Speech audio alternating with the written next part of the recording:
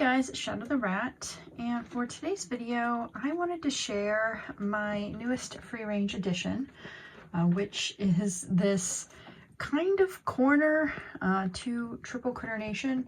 And I've done a video on this recently, but basically I got it from someone who was getting out of breeding chinchillas, and well, I didn't want to put the cage in storage. I mean, that's literally what they'd been doing with it.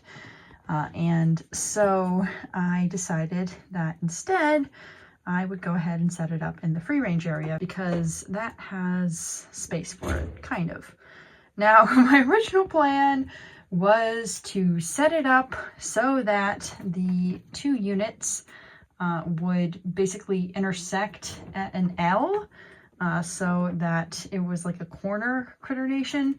Now, I knew there'd be some trouble with this because the outer part of the critter nation, and what you're seeing right now is a time lapse of me building it. But anyways, the width of the critter nation is 2 feet, while the length is 3 feet. So each of the doors is 1.5 feet. And 1.5 feet does not match up with 2 feet. So my plan was to use hardware cloth to get around that issue.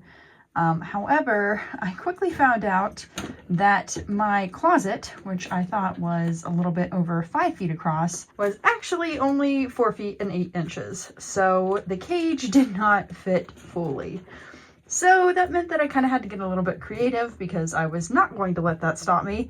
And so I assembled the first tower as you would usually assemble it.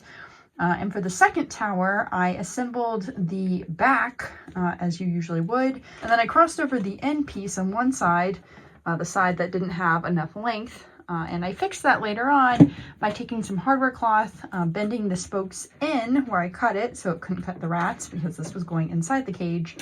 And then zip tying that over where the two back pieces connect.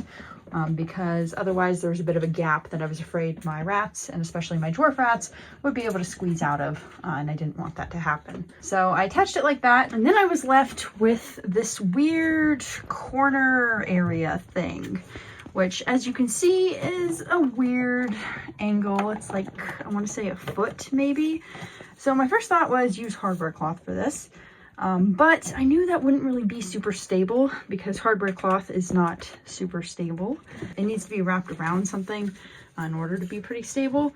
So I decided instead to use all my spare pieces for the end of the critter nation, which I have a ton of those because my current setup is only using about half of the ones it needs because I have it connected horizontally. So instead of having 12 side pieces, I'm only using 6. So I had more than enough to put 3 extra ones in the middle here. And what I did was I zip tied them on the inside and outside. So on the inside, there's a bit of a wall, and you can see what I mean right here.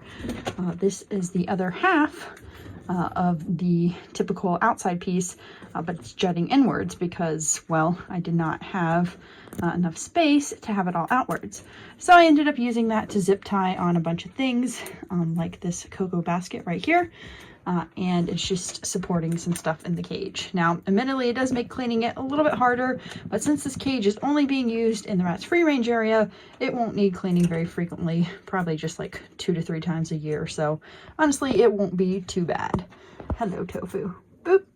Anyways, in addition to the normal top, which I have here, I also had to put a top on the weird area. And the weird area would not fit with the normal top. So I put on a hardware cloth top and just zip tied it on. And then I put a normal top on top of it, which is actually resting on the metal parts, and that helps it stay stable and helps it support all the junk above it, which, Carrot, you are not going up there. You are not going up there. But yeah, it helps it support all the storage above it, which the hardware cloth would not be able to support otherwise. And that is pretty much what I did. I'm quite happy with how the cage turned out. As you can see, it's a little bit rusted because it wasn't a shed forever, but that won't hurt the rats. It's just an aesthetic thing. And honestly, since this cage is in, again, my rat's free range area, I'm not too bothered by its appearance. I kind of just put together all the stuff that I had as spares, just so that it would work for the rats to climb around in. So that is the newest addition. And as you can see, it's pretty decent sized. There's this lower area here, has a bunch of stuff in it. It's kind of hard to show you, but yeah, there's this lower area, this little cage with some digging stuff, and then there's an area over there the rats can play in. Popcorn, please move. Popcorn, please move. Popcorn, please. Thank you. And the people who gave me the cages were also getting rid of the metal pans made by Quality Cage Crafters. So I took those as well. And that is what that is right there. Anyways, that's pretty much it for this update. I'm pretty happy with it because the shelves before, my rats couldn't really climb safely. So I'm glad to have something where they can climb around and get some height and do it in a safe manner without getting into any of the medicine stuff like that. Admittedly, that was actually another reason I was pretty happy to put this up. And you'll see here that I put these plastic panels on the cage, and that is simply to prevent the rats from climbing to the top. Oh, I ran out here, so I just used some cardboard.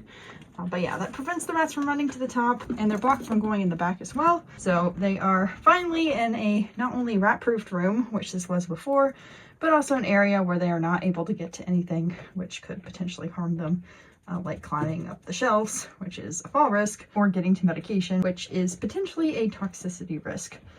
And also those medications are not cheap, so I would like them to, you know, not get contaminated. But yeah, that's it for this update. I just wanted to show you guys the change I made.